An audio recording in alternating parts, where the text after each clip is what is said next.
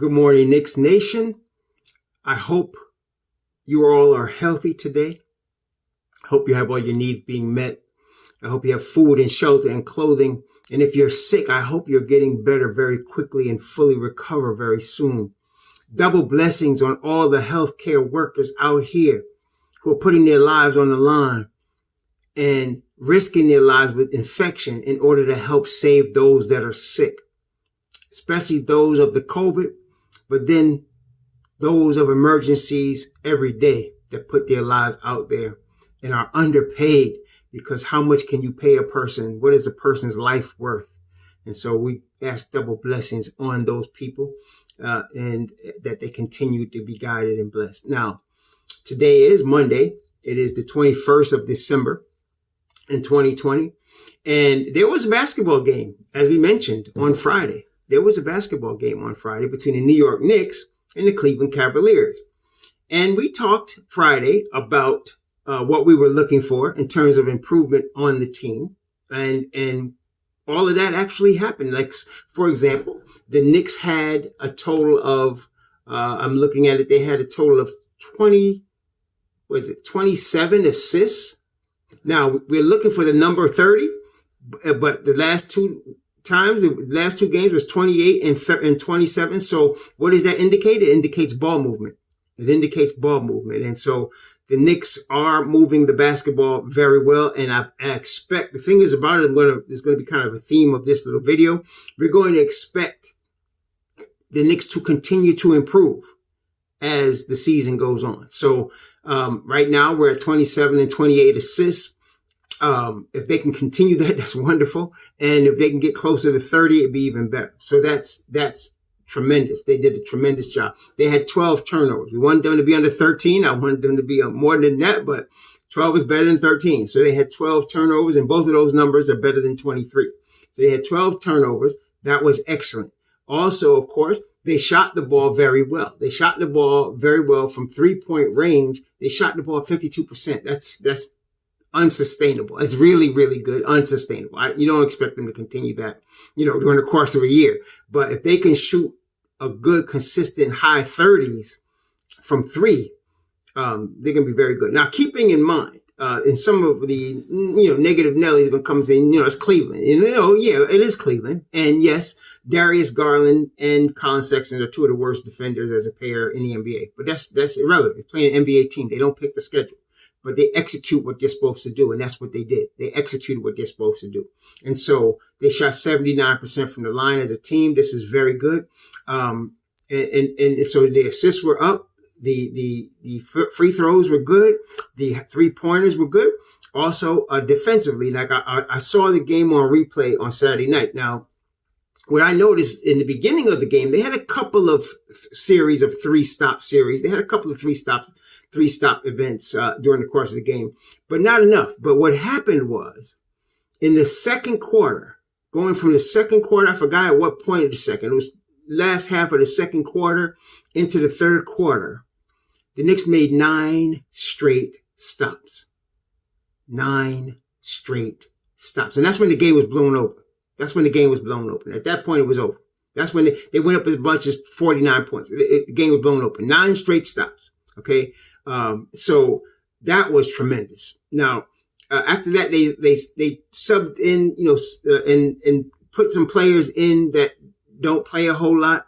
And of course they were rusty. So, got a little sloppy at the end, but 9 straight stops. Some of those were unforced errors from Cleveland, but 9 straight stops is 9 straight stops, period. That was really, really good. I was very happy to see that. Now, of course, everybody was hyped about IQ, during the weekend. That's all I was seeing. Everybody was all hyped about IQ. Now, IQ, let's talk about him for a second, because really the MVP was not IQ.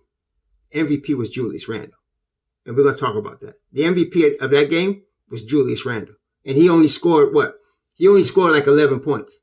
He only took 6 shots. Yet I say he was the MVP, right? We'll talk about that in a second. But IQ. Okay, first of all, he's drafted at number 25. And people were questioning right? People were questioning why would he be drafted that high? We could have got him in the second round. All of the pundits, the Knicks could have got him in the second round. Why did they draft him at 25?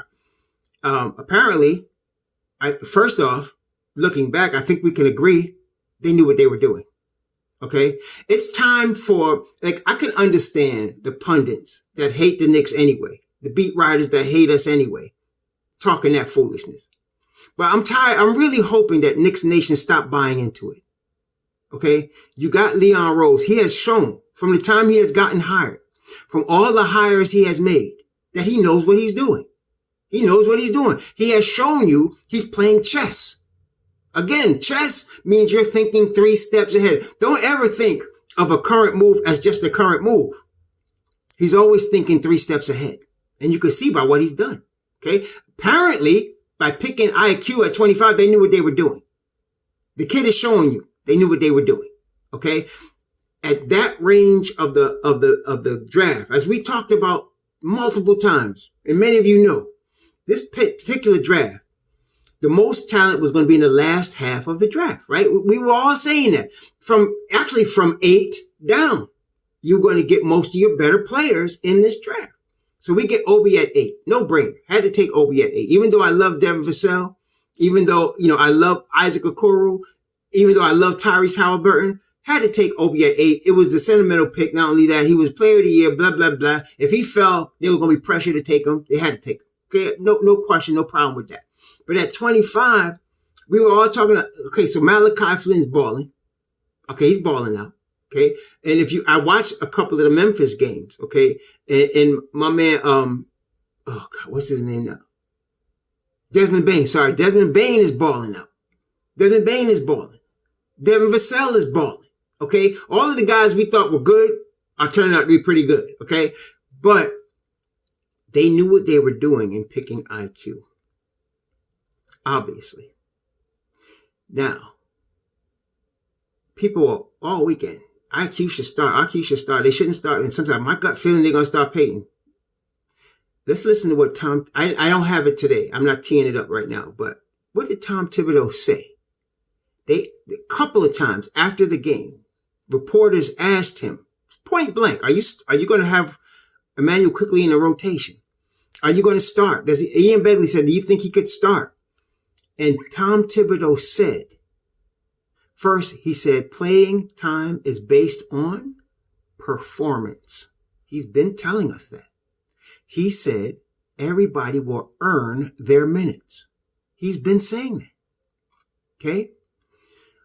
He also said, Emmanuel's been great in practice. See, let me explain something to you. I figured out the way they're looking at this. They will default to the journeyman unless one of the young lions roars. Okay? They will default. So the first 5 week ago Friday was what? All journeymen except RJ. They're going to play RJ. So it's RJ and 4 journeymen. Okay? That's what you had. Then Sunday, you had the same lineup. And then Wednesday, all of a sudden, now you see Mitchell Robinson in the starting lineup. So you had RJ and Mitchell Robinson. Why? Because Mitchell Robinson started showing out. Okay, in practice as well as the game. Then all of a sudden, Friday, another young lion, Emmanuel Quickley. You had Mitchell Robinson, RJ Barrett, and now Emmanuel Quickley with Julius. Okay, and what's the other guy? Julius and Reggie Bullock. Okay. So that's what you had Friday. And I'm trying to tell y'all, the next domino to fall is Kevin Knox. Kevin Knox is going to be the next one probably in certain start line eventually. Okay. If he keeps doing, and that's key. They got to keep practicing the way they practice. Let me tell you something else. Aside from that, the way Thibodeau is doing this, he wants them to treat practice like it's a game and to come with that intensity every day. Okay. He has learned, Thibodeau, over the years. He has coached in USA basketball. He has seen Kobe Bryant, Michael Jordan, guys who would show up to practice and be just as competitive in practice as they were in a game. that would be there early like a Kobe Bryant before the place opened and then close the place down and run everybody to death while he was there. So dedicated, so immersed in getting better. And he has decided his coaching style. He wants all his players to have that. That's just a matter of want to. It's not talent. That's a matter of I want to. I will do this. So he said playing time is based on performance. And I told y'all, in the 8 years that he's been a head coach, he has never started a rookie point guard. Never. Okay? I'm going to tell you now, he's going to make an exception here. Why? His focus is defense. I know y'all like the way Manuel quickly can penetrate and shoot, and Tom Thibodeau likes it too. But if Manuel quickly started Friday, it's not because of his offensive prowess. It's because he has learned the defense. It's because he has learned to study film and understand his opponent, understand their tendencies, where they like to shoot, how they like to drive. He's already learning that. Not only that, he's not 19. He's 21. Okay, he's 21 years old. All right, so he's not as young as most rookie point guards coming into this league. Okay, so he's a little bit more mature, and he's already advancing on the defensive end. That's what would make Tom Thibodeau comfortable starting him. And it's based on performance. Now, I'm not going to hate on Elfrid Payton, but I think everybody sees Elfrid Payton cannot shoot. I mean, he cannot shoot. He cannot shoot a foul shot. He cannot shoot a jump shot. He cannot shoot a three-point shot. He just cannot shoot. Teams will play zone and let him shoot. Indiana, I watched the Indiana-Philly game, the last preseason game for Indiana. I watched the replay last night of that game. When Ben Simmons was in the game, okay, and Philly did not have Shake Milton in the game, or Kormatz, if I'm saying his name right. Indiana went right to his own. They went right to his own. And they built a lead based on that. Then all of a sudden, Shake Milton and Kormatz came in the game and started getting heavier minutes and started busting their zone. That's when Philly came back. And Philly ended up beating them. Okay? That's what teams are going to do against the Knicks. Elfrid Payton is the starting point guard. They're going to back off. They're going to cover everybody else, and they're going to dare Elfrid Payton to shoot. And he's going to be terrible. He's just not a shooter. This is his 7th year in the league. He's not going to become a shooter now. It's over. It's good. He is what he is.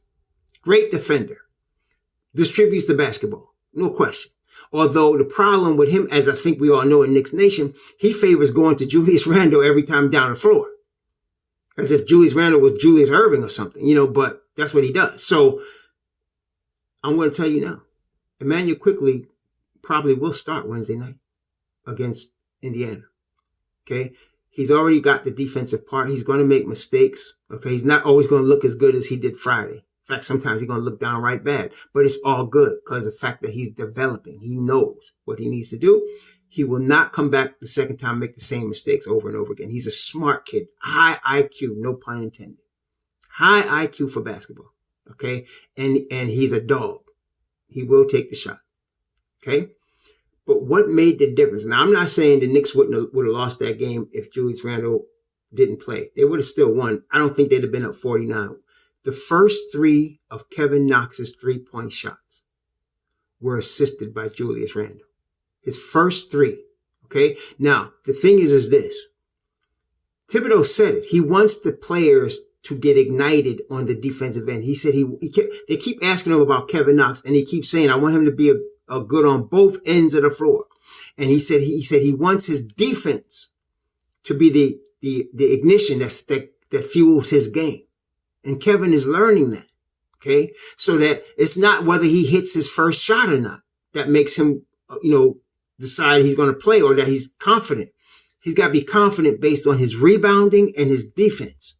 Once he gets that, he's going to learn that. All you Kevin Knox haters, all you people that's including him in trade talk, what you feeling now? I'm hearing crickets from y'all now. See how quiet it is? I'm hearing crickets. All y'all talking about trade Knox. Knox is bum. Knox is trash. Some of y'all need to shut up. I told you, leave Kevin alone. You ain't seen him yet. Wait till you get into his 4th season. Okay, you ain't seen him yet.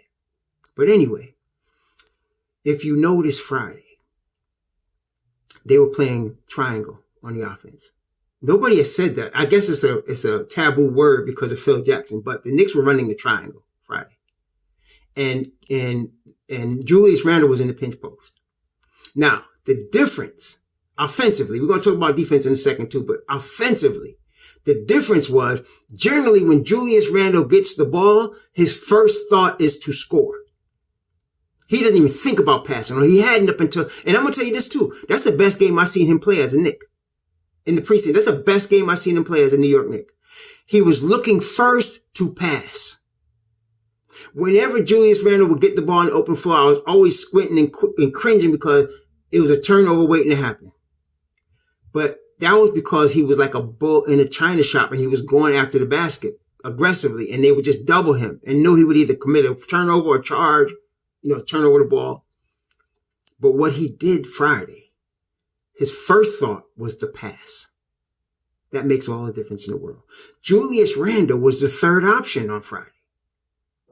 The starting five, you had RJ as the first option, and Emmanuel quickly took 17 shots. He took 17 shots. Oh, no, I'm sorry. He took 12 shots. I'm sorry. He took 12 shots on Friday. That was team high. RJ Barrett took 10 shots on Friday. Okay. Kevin Knox took 10 shots on Friday. Julius Randle took 6 shots the whole game. That's all he took. But he had 8 assists. He had 8 assists and 2 turnovers. Why? He was getting the ball on the post, in the pinch post, okay? And he was looking, as the way Tibbs described it, is spraying. He was looking to distribute the basketball. Because what happens now, if you got a Kevin Knox or a Reggie Bullock on one side, you got Emmanuel Quickly on the other side, you got RJ Barrett, the ball, the court opens up. Because now, again, he only scored, what did he score? Julius Randle scored 11 points. And the 11 points he scored, the 3 baskets he hit, 2 of them I remember distinctly. I don't remember the third one, but the 2 of them, he was one-on-one under the basket with somebody. Julius Randle one-on-one close to the basket is too much for about 95% of the NBA to handle. If he's one-on-one. Okay? And so he overwhelmed whoever was that was there trying to deal with him one-on-one. One was a putback. He snatched the rebound and put it back with one guy trying to box him out. That's not going to work with him. Okay. And the other one, he cut and they got him the basketball and one guy was there and he just couldn't handle it. As I said before, as a third option, this guy's a different player. He's a different player. And I was not expecting that Julius Randle would, number one, put effort on the defensive end, and then number 2, agree to be the third option. Not once did Julius Randle walk up to any point guard and take the ball from him to do his own play. Not once during that game. Okay? He got the ball in the break, and he was looking at the wings. Okay? And as a natural thing that Cleveland would do, because it's Julius Randle, they would have 2 people standing in front of him, and he would see the floor, make the right pass. And as I said, Kevin Knox's first 3 3-pointers, and Kevin Knox hit 6 3-pointers, right? 6. And the first 3 was assists from Julius Randle out of the pinch post running a triangle. That's what it was. It was amazing. I couldn't believe this was Julius Randle. Defensively, he is giving 100% more effort. This is the thing. He still has weaknesses. There's a couple of times somebody mentioned it. Like, for example, he is supposed to, like, for example, if Mitchell Robinson is stepping up to help on a guard, he steps up from his man to help on a guard that's penetrating. The weak side player has to rotate and cover Mitchell Robinson's man. Otherwise, the guy that Mitchell Robinson's stopping in penetration is going to just dump the ball off to the other guy, and it's going to be an easy score.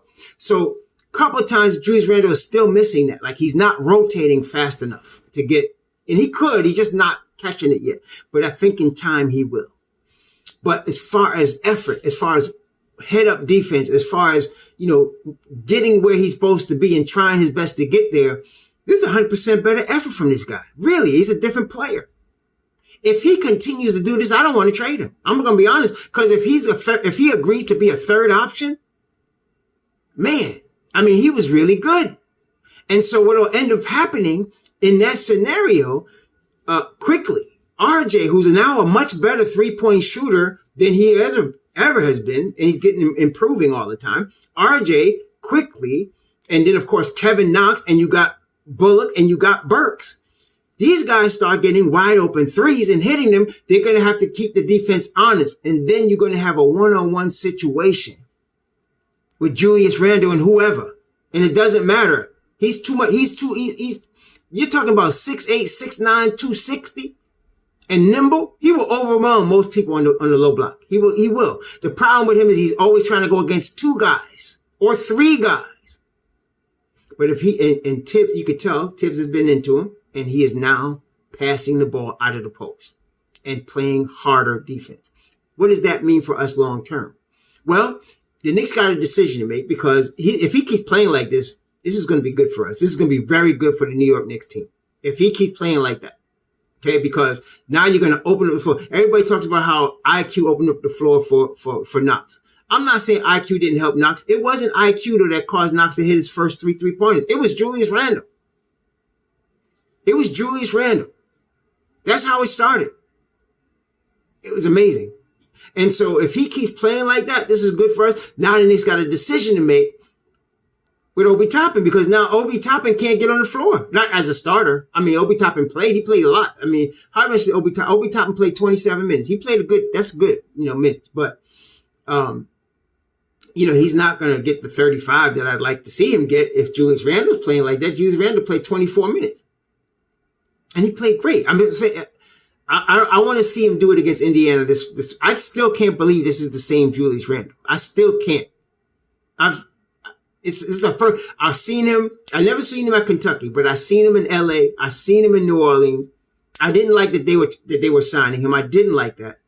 I was going with it because it was my man Steve Mills, and I know Steve Mills. I liked him, and I was like, okay, if Steve's going to sign him, okay, fine. But I wasn't happy with it, because I knew he's a turnover waiting to happen. And then, of course, he's shown it over the last 2 seasons. But now, this is a different Julius Randle, man. He really is. Passing out of the post, looking to pass first. It opens up the game for him. So, and I always said, I didn't think Julius was a bad player. He's just not a number 1 option. As a third option, he's a different player. And so again, IQ was the first option. He took 12 shots. Barrett took 10 shots. And when Knox was on the floor, he was the second option. He got 10 shots. Julius Randle only took 6 shots. Reggie Bullock took 7 shots. Julius Randle was playing team ball. He really was. I'm very proud of him. See, I'm not just dissing the guy because I'm very proud of him, man. I'm glad for Julius. I'm glad for us. Now, Indiana's a good team. I watched the game the other night and last night against Philly. They lost, but they were missing TJ Warren, a major scorer for them. They were missing Miles Turner, their starting 5, at the 5 spot. Sabonis has really turned into a player. He is really a good player. So when they get all them together, and then you got Bogdan, they're going to be tough. And Aaron Holiday's another good player. And then his brother, Justin, we know him from being in Knicks. These are guys that have solid players. What I was really impressed about them with is they play very good defense, but they shoot a lot of threes. They average 40 threes a game. 40. They shoot 40 threes a game.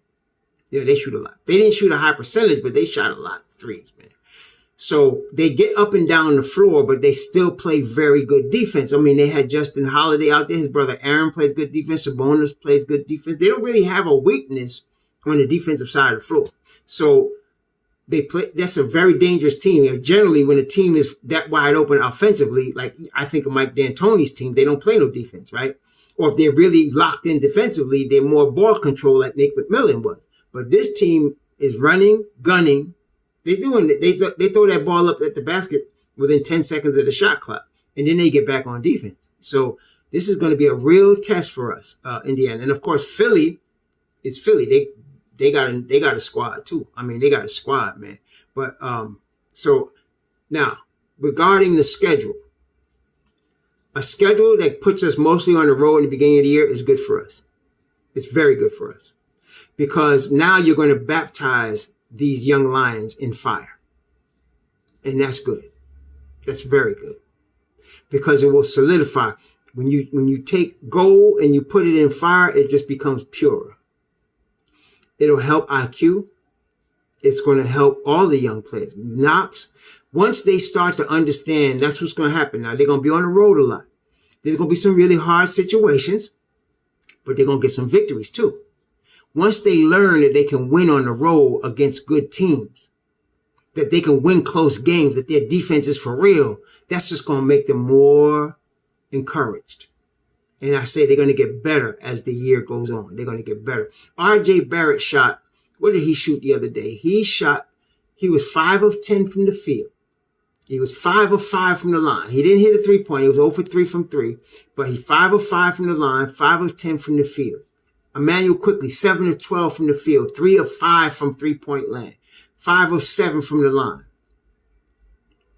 This is going to be very good. Now, some of y'all ready to diss DSJ and Frank right off. Don't be stupid. Don't be stupid. It's a long season. You're going to need all of these guys.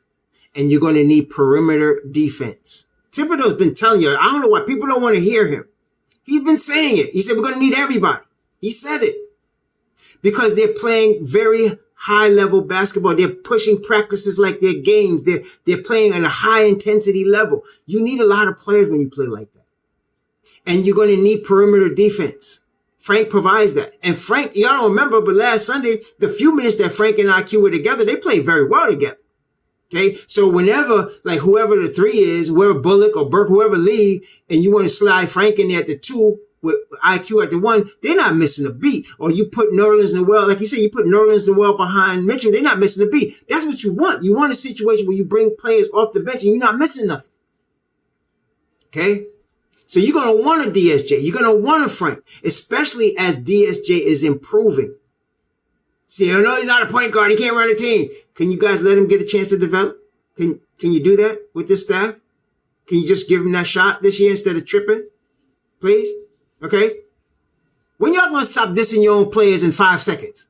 Now everybody comes in the league ready like Emmanuel Quickly, y'all. Stop it. So DSJ is going to get better as the year goes by. He's going to get better. He's already 100% better on the defensive end. No, he doesn't have a high IQ, but his jump shot is better. Okay. What you want to do and what a guy like Tibbs does, listen carefully. He takes the strength of the player and he puts the player in the best position to use that player's strengths.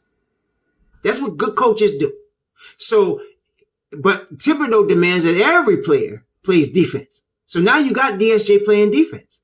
So you want to put him in the best position offensively to succeed. If that means taking the ball out of his hands from the point and put it in Frank's hands or put it in IQ's hands and let DSJ move off the ball, so be it.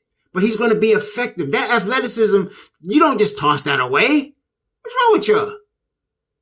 You know, I mean, so anyway, you're going to keep Frank, you're going to keep DSJ, and you're going to keep IQ. You're going to have all of them.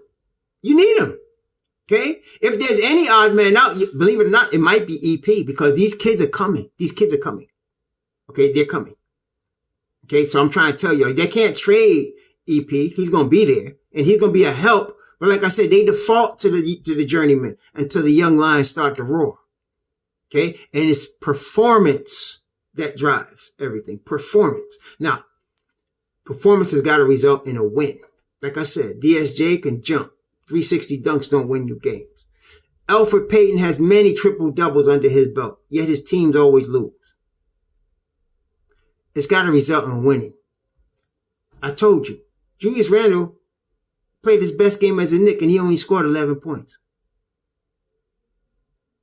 Because he won, he created a situation in how he was playing out of the post where everybody was involved. And that's what caused Kevin to get 20 points. That's what caused it. That's what opened up the floor. Okay, because he was playing his butt off out in the post, man. He was tossing that ball around. And he only committed 2 turnovers. Is that the same Julius Randle? Yup. Now the next test is going to be when there's a crunch time, when it's 1 possession game and we need a shot. It should be RJ, IQ, Kevin Knox taking the shot. It should be one of them taking the shot. Or even Reggie Bullock. But Julius Randle should be the third option. If he continues to do that, brethren, we're in good shape now. We're in good shape. We're in good shape. So I want to see this game right here, opening night against Indiana. Indiana is now ready to play.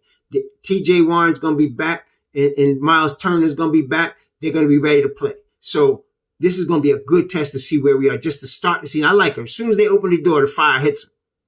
Okay, so let's see what happens. Okay, we're going to check this out right now. All right, so I'm all in, man. I'm happy. I'm glad. IQ, to me, he's the starting point guard. But it doesn't matter who starts. Who finishes? Okay, who finishes? Number one. How many times can you get 3 stops in a row? I don't care who's out there. How many times can you get 3 stops in a row? Bottom line, brethren, I know y'all want to see posters, young kids want to see posters of IQ and all that. Okay, cool. I'm an old head. I just want to win. Whichever of these young boys cause us to win, put them on the floor. I don't care how many points they score or don't score. Can we get the W? Okay, that's what it comes down to. Vegas talking about 22.5. Can we get 31? Can we get 35? Let's do that. Let's win. Shalom.